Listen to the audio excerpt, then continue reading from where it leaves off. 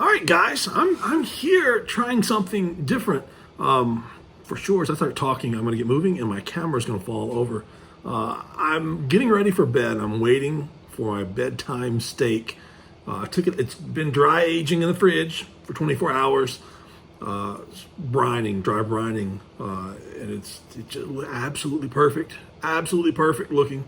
Hold on.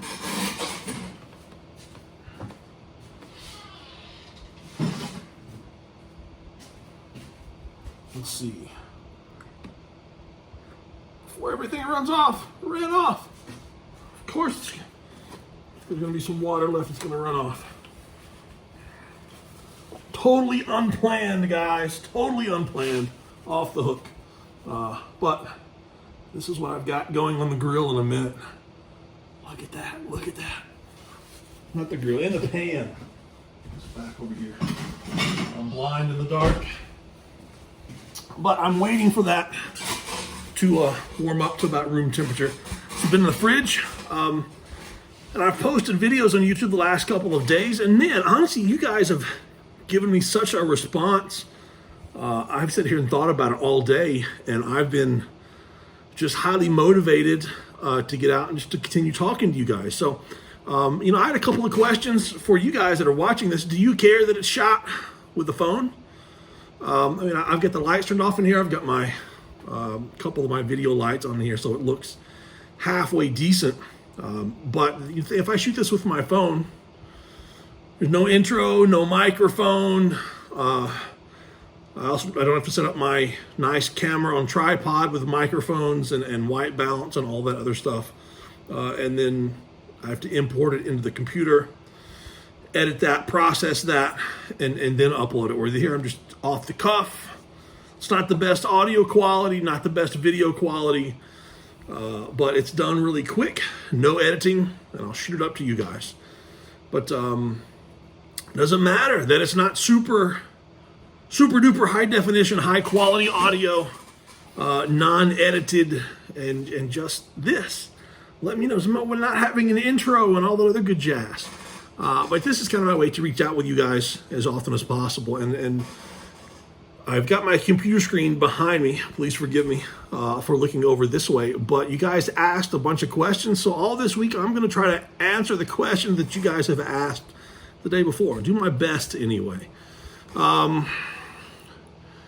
Let's see here. Explora. Very interesting, my take on the business response from certain training videos. Yeah, this is just a trend. I mentioned this the other night that I hate talking about being sick because every time that I've done something and messaged about how, whether it's my medication or how I feel or being sick or, the details about it, nobody really wants to know how I feel 90% of the time. Nobody, I don't know what my hands look like. They're actually not bad at all. But, nobody really wants to know how bad that I feel all the time. It's really cool and motivational, but reality is never as awesome as people think it is, no matter what you're talking about. If you're talking about sports or reality is never cool. What you see in the movies is cool. Reality is not cool, and it doesn't sell. So I just quit talking about it because my business continued to decline the more that I was honest with people about what's going on in my life. So I stopped talking about that, and I focus only on the positive stuff. That's it. And I want to be a training guy, and I want to compete. That's all I want to do. So my videos are based around that now anyway. Lance says, it sounds like I need a month off to play in the ocean. That would be nice. I would stay still today. It was 82 in the shade. So it would have been, a 110 or so in the sun for a couple of hours. Still enough to get a tan if you were outside. But then it's dropping down. It's going to be in the mid to low 60s tonight. So, we have that big swing. But I would love to go get in the sea. The sea's still nice and warm. Not nice and warm, but I could walk in. It would be comfortable. But I got to be a family guy. I still got to be a family guy. Maybe I can talk them into going out and getting in the sea. But we're looking at possible lockdowns starting on Thursday, so we'll see. I think most of the world is. Matt Ashland, man, Matt always replies on my videos. I appreciate it. Placeholder, Clint, very early in my training journey compared with me. 2 years. I've been, it's like 30 or so for me. 39 years of competing in sports. Definitely wanted to be stronger, but can appreciate the training videos that I've uploaded. Let me see.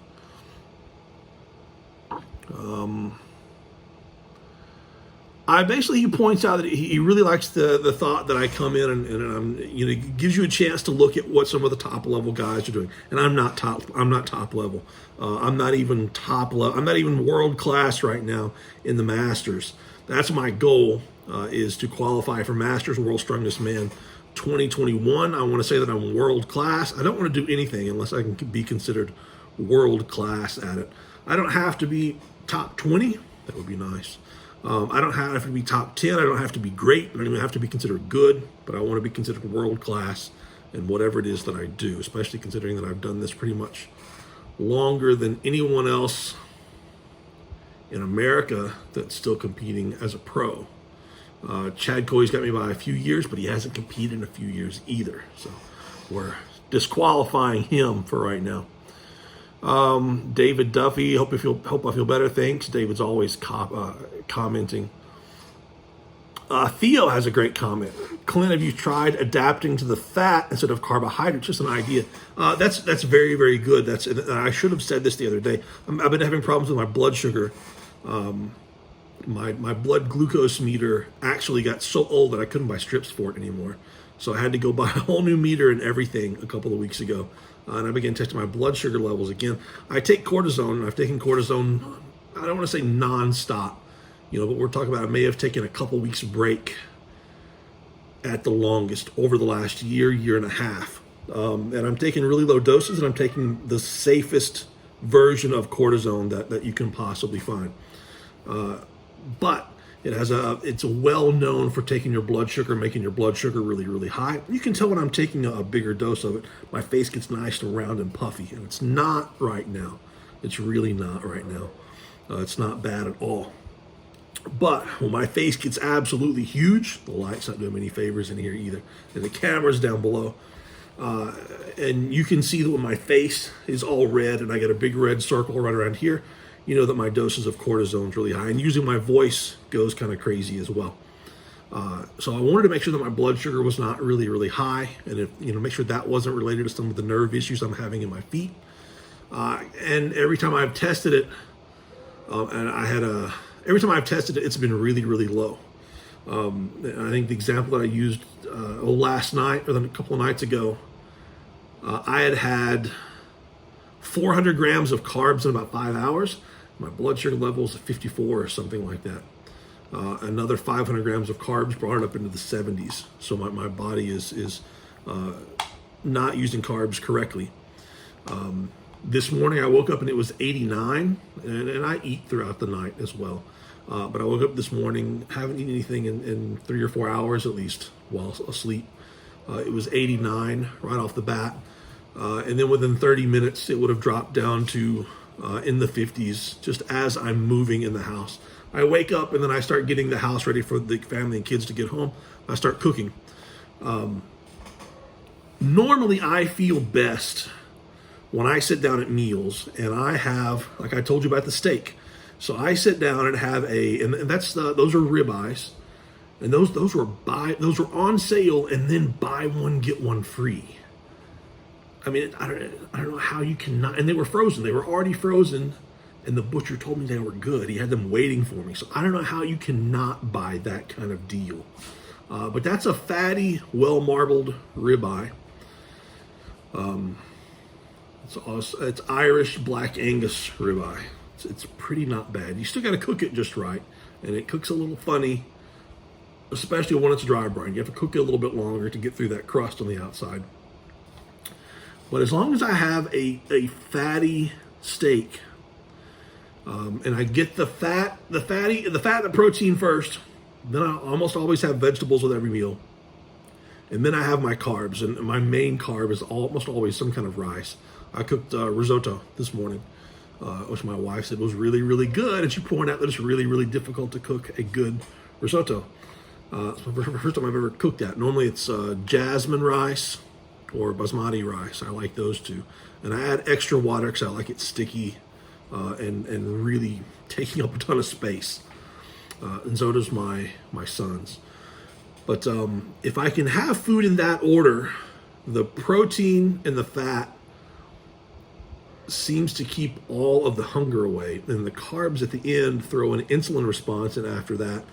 And usually, say 15, 20 minutes after any meal, I just start getting a pump everywhere. Especially I can feel it my shoulders, biceps, chest. Everything just starts swelling. And I can generally tell how I feel by that. The issue with why I was losing so much weight and I couldn't get my blood sugar to rise was my appetite was so low. And I know I talked about getting in that much carbs, but that much carbs were fast carbs from powders and drinks, mainly from stuff that's easy to digest. I make a ton of sweet potato fries 2 or 3 times per week, and those are just grab it and shove it in your mouth. I do love donuts. My wife buys me donuts, but it's easy just to shove those in your mouth and get a ton of carbs in.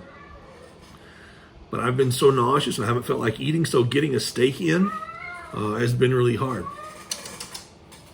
You can't just let me talk. You can't just let me talk, can you? You can't do it. Dog and cat. Dog's quiet, cat's not.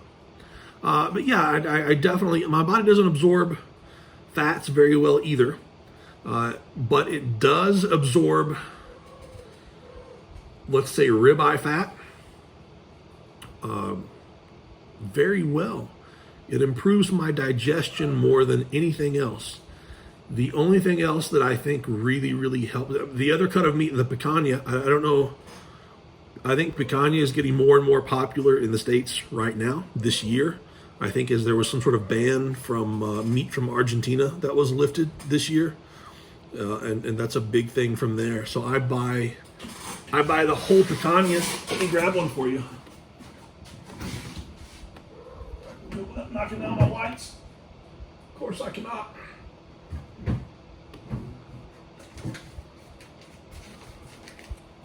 I've got 2. This is one of them. I buy them like this, and then I have to cut them.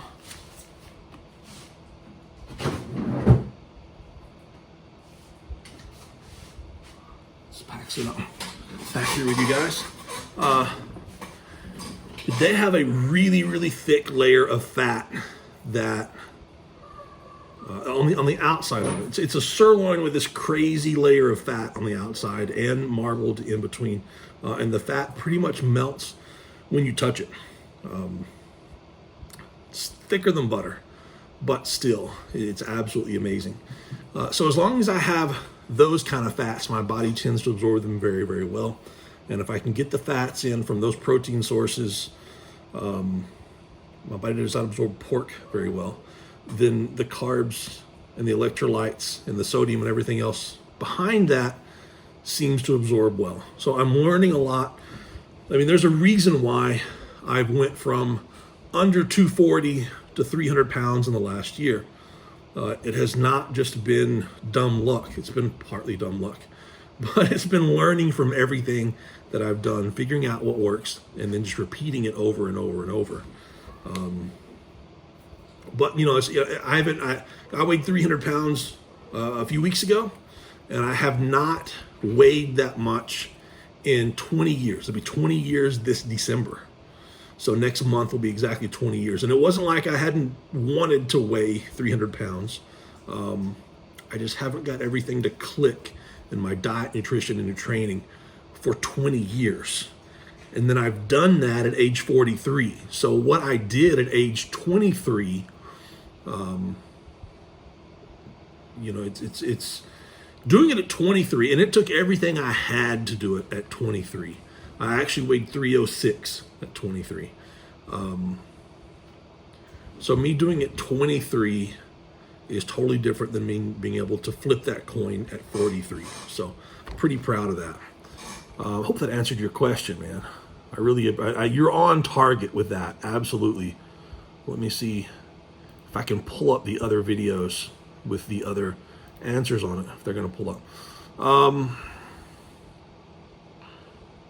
Lance, you're loving the videos? It's almost like watching my thought process in action. That's true. Sometimes I'm sporadic and sometimes I'm just absolutely exhausted. But when and I don't really talk training with people very often. And you imagine my day. I saw my mother-in-law today for 3 minutes. I've seen my wife. My wife and son, oldest son, got home at 10 o'clock tonight. They came home for lunch. They were at home for lunch. So I had about 45 minutes for them to eat. And they were both gone, and they came home at 10 o'clock tonight from everything they had to do. So it was me and my 4-year-old, who's autistic and doesn't talk. That was my day. That was my conversation for the day. With me and a 4-year-old that doesn't talk. So when I get a chance to turn the camera on and actually talk about stuff, and when my training partners come over, still, I am a shy person. I don't talk a lot. When I'm out in public, I don't talk about training very much because people are not going to understand. Even people that train very often, I know that I overcomplicate stuff really, really rapidly. But I think every once in a while I really turn things on, and I get kind of scary with how far I take my knowledge and how far I plan and process out training, my thought process. But I hope that when you guys, excuse me, I hope that when you guys listen to my thought process about what I'm doing and why I'm doing it, that you can relate that to yourself. And then one day when you are in that situation, we're like, oh man, I'm really tired, or I can't get things, nothing's moving, it's not going up. What did Clint do, 5 years ago, whenever his deadlift dropped down to 220 pounds all of a sudden when he tore his hamstring? What did he do to bring that deadlift up? And then you look at me next year when I pull 700, how did Clint change his deadlift around so much? What did he do? And go back and you can think of my thought process of what I did, thinking long term. Question, what inspires me, strength or otherwise? Man, I don't really talk about inspiration because I'm a really emotional person, and I'll get really emotional talking about it. I finished, let me see, today I've written, let me see, Mike, Courtney, Kiki, Daniel, Jordan, Steven, Reed. I've written their programs, and I can tell you something inspiring about each one of those people. This week, crazy stuff they did. I keep taking Mike and pushing him like crazy on squats, and you just can't believe. He never says a word. He just digs in and goes. Courtney's got nerve issues in her foot, and you wouldn't believe all the accessory stuff and balance stuff that she comes up with on top of what I already asked her. And she's got talent like crazy. I keep saying that she needs to be a single ply lifter, IPF lifter. She's built for it, and her bench press and her squat and deadlift are just absolutely crazy. She's had a lot of major joint issues with feet, hips, knees, things like that. And then you see someone like that really dig in, and they've got kids. I don't know how they balance it all, and they're training like max effort at 4 o'clock in the morning in their basement. Kiki's, let's just say she's in her 50s, world's strongest woman over 50, Norway's strongest woman. She's done a bunch of shows in a row, and she pulled like a 20-ton truck without a rope. I just finished watching the video, and it's absolutely insane to watch her do it because she gets that line with her body like this. And if you've ever pulled a truck, once your body gets tired, you start to want to stand up like that, and you can see in her face and her body that everything's on fire, and she just holds that position and keeps going. It's outstanding. And like a mother of 5, I mean, it's not like just professional. I think mother of 5, and a husband. Gosh, Daniel, man, he's in Germany, and they shut down his gym, and I'm pretty sure they shut it down again this week. And he's just built a home gym, just like whatever. He's like the coolest cat. He never gets worried about anything. It's just like, yeah, I'll build my own gym. It's fine. He maxed out his safety squat bar this week on the videos. Maxed it out. We switched from conventional to sumo a couple of months ago because we know it's going to build his conventional. And it's just, he picked it up and just figures stuff. It's so inspiring to watch him take off. Jordan is in Canada, and he's like, I know he's going to watch this, vegetarian, like full bore, like based on principle, not health anything, but based on principle, vegetarian or vegan. I don't know. But soon he will take a national record in the squat. And he's as big as anything. I have no idea how he moves that much weight. Amazing athlete. He's so smart. His gym IQ is so high. He learns so rapidly. Gyms close and he finds a place to train, no matter how many hours away it is to drive, at like 5 o'clock in the morning, just because he's got to squat, man. He's got to get it done. There's nothing but that vision of that meet is ahead of him. And they've already canceled the meets a couple of times. And when they cancel it, it's just like, on to the next one. We're going to flip it and we're going to get to the next one.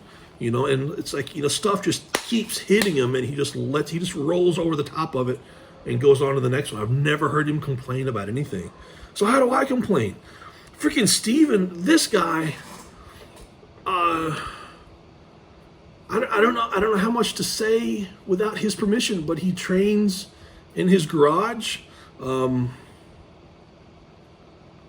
Heck, he doesn't care. I will say he has a couple of psychological issues. I know that he's been severely depressed. Could be dealing with mania and depression, social issues, and this guy, dude. He just rocks in the gym, and he's not killing any kind of major weights. But I would say he's doubled all of his weights that he's used for training maxes in the last. He's on his second 12-week block with me, and it's just phenomenal, like how rapidly he learns. And then you add an extra 10% because he's moving that fast, and he still continues to stick the technique, and he's able to grind. And he's literally building a home gym out in his garage and just putting stuff together. And he's not one of those guys that I ask him, we need to do this exercise or that exercise. And he's like, well, I don't have that. He's like, sure, whatever. I'll have it done by next week. I'll have it built by Thursday. And he just, you see someone like that, and I know that they're struggling in their daily life and that the gym is the only thing holding them together, and nothing is going to stop them from training in the gym. Nothing. If they have to build the pyramids to climb it, they will build the pyramids just so they can climb it. Inspirational. And freaking Reed, this guy is just so young, and I love it because he always gives me his review. He talks to me in the review. He's got so much talent. He is a 360, 150 or 165, 360, 165 log waiting to happen as a light or middleweight. He sent me an old video when we began working together of him deadlifting 500 pounds, and then a new video of him deadlifting 500 pounds. And it's literally, in 6 months' time, it looks like a different individual. Looking at his body, looking at his technique, everything he's doing. And I think it's I do that all the time. I tell you, go back and watch your videos from 6 months ago. It's like watching a different lifter, but nobody ever really does that. And he did it. I told him to do it, and he did it. And he couldn't believe it. And they sent it to me, and I really couldn't believe it either. That's just the people that I've written programs for today. Tomorrow, I've Alexandros and Pete and Bazad and Aaron and John, Colin, and that's just what I have for tomorrow off the top of my head written down here. And every single one of I can tell you the story about every single one of those people. And then we go to Wednesday's work and Thursday's work and Friday and Saturday's work. But those people inspire me. And obviously I've mentioned before that my wife is highly inspiring because she is one of those people that will go days without eating because she's got something that she wants to get done. And nothing stops her once she's on a mission to get done. And my kids are inspiring. I'm not going to get emotional, so we're just going to stop there and go on. Jay Umbra, orals, my experience and how to deal with liver kidney health. I'm not for sure what I haven't taken. Winstrol, D-ball, Anadrol, halotestin, methyl test, Anavar. I've got a bunch of Superdrol that I've never taken. I didn't see a point in it. I've never taken methyltrin. And I've taken Clen pre-workout. Oral stuff though, that's pretty much covers everything. I've never had an issue I've never had an issue with anything my body loves. Anadrol. I can run big doses with very low side effects. Winstrol, my cholesterol goes sky high. Anavar changes my cholesterol profile, so I've got to be really careful. D-ball normally makes me sick, unless it's fake. I had a buddy of mine years ago, a Polish guy, came over and he owed me a favor, and his job was selling anabolics, and he came over and gave me like 5 bottles of D-ball. And I didn't want to say no and hurt his feelings, because every time I've taken D-ball in my life, I've gotten sick from it. And then I started taking them, and I was like, dude, I feel pretty good. I'm not getting sick. Maybe it's this good Polish D-ball. And then I read online that Polish D-ball was fake. It wasn't D-ball, actually. It wasn't anything. But it wasn't his fault. He called me like 6 months later and apologized. And I was like, dude, I know. I don't care. You're doing me a favor, But I've never had major issues with my liver. I mean, even with chemotherapy, the chemotherapy medication I was taking was, harsh on the liver. And my liver enzymes were 12 times the maximum range. So, if like the maximum on that range was on one of the numbers like 100, I was like at 1200. So every time you go and you get your liver enzymes tested, the doctor has a cow, because it's like, instead of 100, you're like 120. Imagine where I was. But you always want to get the all 3 monitored. Your 2 main ones, and then your GGT, the gamma, the third one down there, just call it GGT. And that's the one that measures liver damage. And mine has always been at the extreme low end of everything. But that's just me personally. I've been absolutely blessed in that direction. I don't take Tylenol. I rarely take ibuprofen or Voltaren or anything for pain. And my liver has always been like that. So, and I had hepatitis when I was young. So I don't know. I do really like... So I don't like NAC. NAC gives me really bad heartburn. I can take 1 capsule and get heartburn. I did get the new stuff from Animal, the Animal Immune System stuff. I've got a tub sitting over there. They held it for me at the supplement store. So I began taking that, and it's got a dose of NAC, vitamin C, glutathione, a few other things in it. I don't know. I think I feel better when I take it, maybe. I really like Tudca, Tudca, but you cannot find it anywhere in Cyprus. It has to be ordered online, and the company that I normally order it from with Amazon is always out of stock. The 2 companies that I order from that I know are legit are almost always out of stock. And then beyond that, you never know what you're getting, if it's good or not. But the Tudca that's your absolute surefire bet to almost being able to take whatever you want without having liver issues. But it's also important to know that when I talk about how my liver enzymes were that high, I was getting my liver enzymes, cholesterol, everything. I was getting blood work done 3 times a week at that point in time. So it wasn't like I waited 6 months and just hoped for the best. That was me getting tested 3 times a week. So I knew I was walking this fine line with the chemotherapy medications. So if I crossed a line that got anybody scared, I could back away really quick. That's really important. As far as kidneys, I just make sure that I always want to make sure that my urine never gets like burnt apple juice colored. So I don't know if that's a real indicator of anything, but I always make sure that my hydration is where it's supposed to be. If your urine is continually that kind of dark, then your body's filtering a lot of stuff, and it's a good sign to back off a little bit for a short period of time anyway. Buying a bench shirt or squat suit and how to fit and size. That's a good question right now. I can always tell you what sizes I have. All the stuff that I have is, I've got some Inzer stuff, but all of my stuff is metal. So that's the stuff that I know. And I've always had Joe Jordan size everything for me and my training partners and my clients. He never gets anything wrong. Whether you want it powerlifting fit, competition fit, training fit, or strongman fit, he always gets it right. The websites never make a lot of sense to me when it comes down to sizing. I think if you're in the States and you're ordering something, I hate to say one company because it's going to upset somebody else, and that's a potential.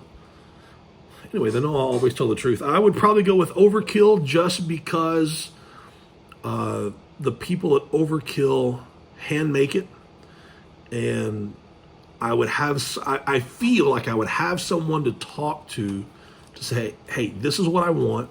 This is what I'm lifting. I need to be able to put this on myself. I don't need it super tight. What do you suggest?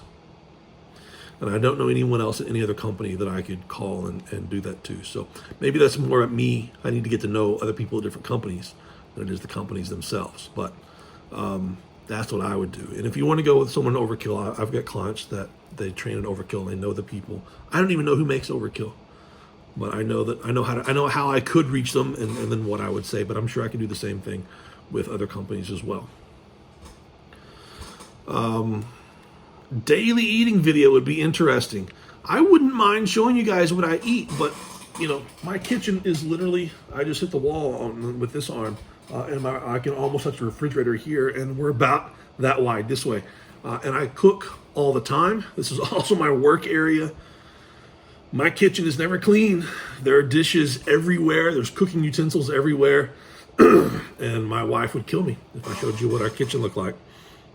But I really would not mind. I see people with cooking channels, and I'm thinking, how is your house? You don't have kids, and you don't really use your kitchen. If your kitchen is really that clean all the time, we live different lives. But I've had several. If I can set up cameras correctly so you could only see the plates and the stove and things like that, maybe I would have like an actual reality cooking channel. David says, glad I'm feeling better. Love a post about going into detail on farmers walks. It depends on what you want to know about farmers walk. I think, doing farmers and yoke are very, very similar, minus the grip, and they're both upper back heavy on the body, just in a different way. I think you can, definitely, if pick a training max, pick a distance, whatever you want, because if you're not getting ready for a contest, just pick a distance, 50 feet, whatever your driveway is, or do you want to be, 30 feet down and 30 feet back? Do you want to make that turn or not? What do you want to be make a goal, and then guess your training max. Don't say, yeah, I think I could take the 265s down and back. You need to know, I know I could take the 245s down and back. I know I could do it. And then you can base a lot of your training off that training max. But with farmers walks, it's very tricky because it's a moving deadlift. So it works all the body. It works the central nervous system. And when your CNS starts getting fried and you start getting overtrained, the first two things to go are your jumping ability and your grip. So going along with your jumping ability is going to also be your athletic ability to run and move. That's your athleticism.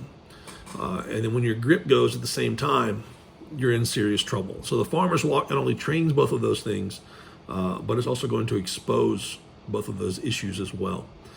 But really, you can't go wrong with your grabbing center handle a little back. Depends on the implement. So if you give me a better idea on exactly what you're looking for and what kind of issues you're having on the farmers, maybe I can give you some tips. Is it picking up a max weight and moving with it? Is it speed? There's a lot of things. Working figure 8 drills is huge. Most people get lost on the turns. Maybe they don't have the hip strength, or maybe they don't have the foot strength. A lot of it comes down to just pure confidence on the farmers, being able to move quickly. If you had to take someone like me who's having issues with their feet and their back, I've said this so many times to other people, and now I'm saying it to myself. If I can't run without the implement, I definitely can't run with the implement. So I've got to work on being able to run without the implement and being able to run with light weights before I can even think about running with heavy weights. Because I remember I've got videos of me with my 220-pound each oxygen tank cylinders that I left in the States. And I've got a video and photos of me, and you can see that I'm running so fast with them that both feet are off the ground at the same time. But you're talking about, me in my 20s versus me in my 40s. A lot's happened in the last 20 years in the sport of strongman. I didn't have any gray hair back then. So give me an idea of what you need help with, and keep in mind that you're going to make your best progress on farmers by doing sets of sub-max work, working on turns, working on figure 8s, working on a little bit longer distance, but rarely ever going to max. If you're getting ready for a contest, and it's one of those things where you're going for max distance, or for you, it's going to be max. You're going to be pushing yourself to the absolute limit with how the farmers are going to go. Then you need to make, you would want to hit that max level once, like 3 weeks out, to give you a good idea where you are. But then everything else needs to be based off, I wouldn't even say a percent, but within 20 or 30 pounds of your absolute max, going for extra distance, working on turns, figure 8s, and then everything else. If you want to get better farmers walks, there's a ton of mobility, agility, a lot of movement stuff that comes into play to making sure your body is functioning correctly. That's all the questions that I've got, guys. I really was going to talk for 10 minutes, let the steak warm up. But we're at 38 minutes almost. The only thing else I wanted to point out that I'm doing a contest in December. December 20th is the day of the contest. A buddy of mine is holding a contest in the UK, Old Time Strength Gym. He makes a lot of the smelling salts and tackies. He's made stuff for the top guys in the sport, as well as other companies that sell tacky and smelling salts. So you know him through other companies, even though you don't know him. But he's having a contest December the 20th. Everything goes to charity. The charity is, I had it pulled up here earlier, it is like an animal shelter type of place. I can find that for you and talk to you about it later on in the week. But basically what he's done for the contest, there's no weight classes, no age classes, no male or female. He's got level 1, level 2, level 3, level 4, and level 5. Each one of them is a little bit heavier in each event. You've got a log for reps, deadlift from blocks, yoke into farmers, and a stone run. Now here's the thing, I cannot get there to do it, but I want to support him because I know everything is going to charity. And because I can choose the level, then I feel much safer doing it. So I can't get there, but I'm going to video myself through the month of December doing these events. We're all in one day, whatever, 1, 2, 3, 4 events. I'll do that in a week of video. That'll be my plan for the week. And send him the video, and he's just going to judge it and say, good lifts. But it gives me something to train for. It gives me something to sit down and say, hey, this is what I'm doing right now.